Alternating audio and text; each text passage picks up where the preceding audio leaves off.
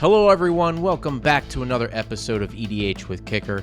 Hey, I was exploring Teamer Commanders, and Animar Soul of the Elements just seems like an absolute house to play.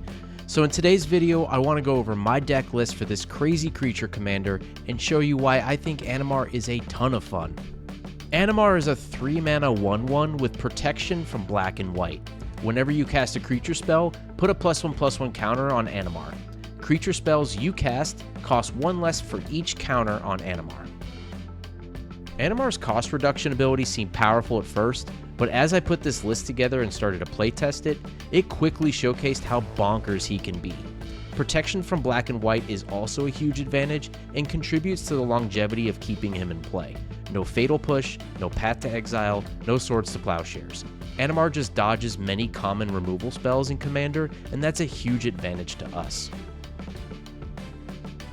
So in this video, I'm going to showcase utilizing Animar's cost-cutting ability to pump out big threats every turn. We'll be using the high power stats of these creatures to draw a ton of cards, and many of them also interact with our opponent's board. So if you enjoy playing big fatties each turn, blowing up your opponent's board, and attacking for a ton of damage, stay tuned. Thank you guys so much for checking out the video today. As always, you can find the complete deck list in the description below. I love brewing Commander decks, so if you want new ideas each week, please consider liking and subscribing to the channel as it really helps me out. And also, if you have any commanders that you would like me to make a list for, let me know in the comments below. Early on, the main issue when building this deck was that it ran out of gas way too quick. To counter that, I literally built this deck around card advantage. 17 sources to be exact, and many of them draw multiple cards as you cast your spells. I found a ton advantage as long as my creatures had power 4 or greater, and since we're casting large creatures at a discount anyway, that seemed to fit really well. Vaultborn Tyrant, Kavu Lair, Outcast Trailblazer, and Garruk's Uprising all complement us casting large creatures, allowing us to draw multiple cards each turn. Beast Whisperer, Consecrated Sphinx, Elemental Bond, and Garruk's Pack Leader all continue in the same fashion, and Null Drifter, Hydroid Krasis, Lord of Change, and Overlord of the Flood Pits all draw on their own account and trigger our power level 4 or greater requirement to draw even more cards. Sabsuen draws cards and is evasive and indestructible. Teamer Ascendancy and the Great Henge offer continued drawing, haste, and counters to complement our very large threats. And I have to talk about these two in specific detail. Dragonhawk Fate's Tempest is just nuts. You will be revealing so many cards when it enters and when it attacks that it creates a ton of advantage. Once Animar is up to a decent power level, you'll find that you can probably cast the majority of what you reveal easily, and if you don't, leave those cards in exile to deal a ton of damage to your opponents. Shaman of the Great Hunt is a late game bomb. His ability to draw a card for each creature we control power 4 or greater fits extremely well into this deck. And the best part is that it doesn't require him to tap, which means that we can do this multiple times at our opponent's end step. Alongside our card draw, I have 18 unique ways to interact with our opponents in this deck, and you guessed it, many of them are on creatures with power 4 or greater, so they'll draw cards too. Zoanthrope, Mawloc, Flametongue Kavu, and Overlord of the Boiler Bilges all do damage or fight our opponent's creatures when they enter.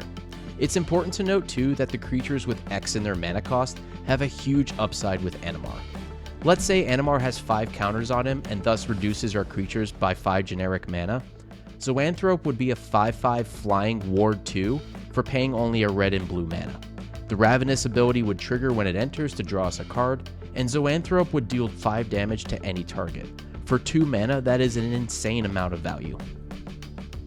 Along the same lines, Voracious Hydra, Screamer Killer, Terror of the Peaks, and Bone Crusher Giant all offer similar functions in removal for just casting creatures. We play Stormkeld Vanguard, Haywire Might, and Cankerbloom for interaction with our opponent's artifacts and enchantments, and Hornlock Whale helps us in combat on the adventure side, and then lets us cast a 6/6 at instant speed. We also have some counterspells since we're playing blue after all. Stubborn Denial, Repulsive Mutation, Spell Rupture, and Draining Welk all offer cheap but effective counter magic to help us against those board wipes. Smirking Spelljacker and Bolt Bend offer additional interaction with our opponents, and lastly, I'm excited to play this bulk rare in Sarkhan's Unsealing.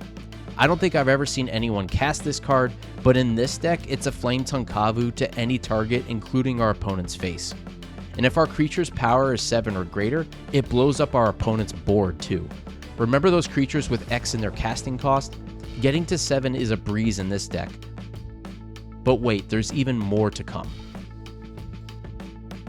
I want to take a second to talk about the mana in this deck.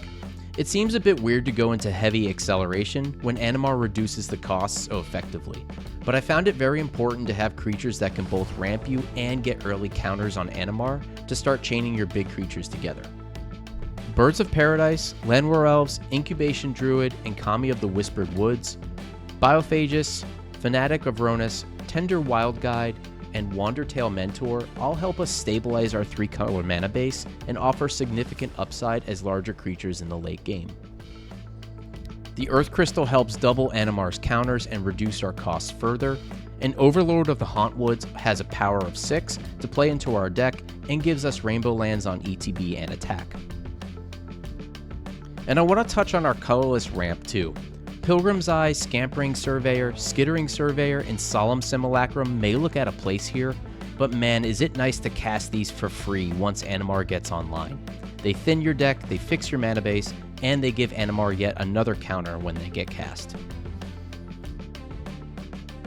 Our support cards offer a range of additional abilities for us to work with. Dreamtide Whale helps us proliferate, since we can cast multiple spells a turn, and its 7 power helps Sarkhan's Unsealing go to work. Canopy Gargantuan and Quilled Greatworm buff our team with more counters, and Neverwinter Hydra offers a huge trampling threat with Ward 4. Seriously, who made this card? Herald of Ilhar can get out of hand and damage our opponents, and Ronus gives our creatures trample if they don't have it already. Agnesaur Rex cycling ability can get Animar out of a pinch if needed, and we play Galta, Ancient Stone Idol, and Walking Skyscraper for large trampling threats. These 3 are super potent in this deck as they have additional cost discounts applied to them already, making them very easy to cast with Animar for such large bodies.